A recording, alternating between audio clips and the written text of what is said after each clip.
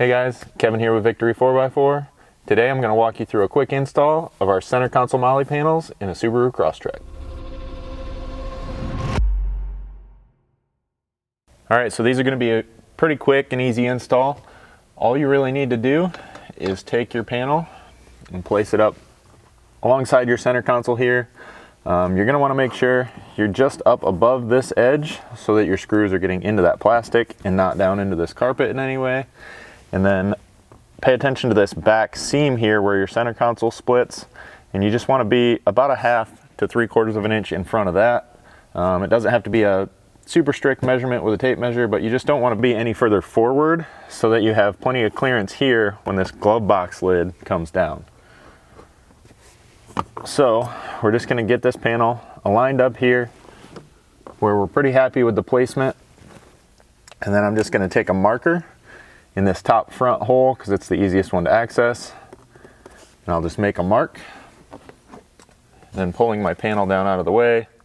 I'm going to take a small drill bit. This one I believe is a 1/16, but just make sure that it's definitely smaller than the mounting screws we provide, and then being careful not to drill too far because I don't want to get through this plastic into anything that might be behind here in the console. I'll just drill a pilot hole out here,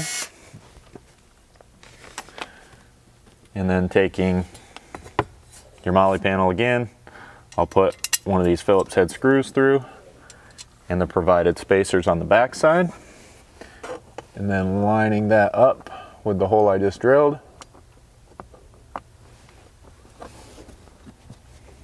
I can run that in with a Phillips screwdriver. Now, use a little bit of caution here. You don't have to go crazy tightening these down. You obviously don't want your panel to shake, rattle, move around, but just you are threading into plastic, so be a little cautious. But now that I have that one lined up and more or less tight where I want it, I'm just going to level out this panel, again paying attention to this bottom seam, and then holding it firm, I can pilot drill my other 3 holes. After you have all 3 of those pilot holes drilled, you'll just take a screw through the front, and again one of your plastic spacers on the back side, just like you did here.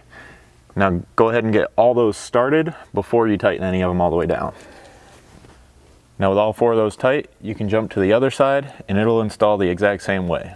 Now if you guys have any questions, feel free to reach out to us, info@victory4x4.com, or give us a phone call, 269-459-8447.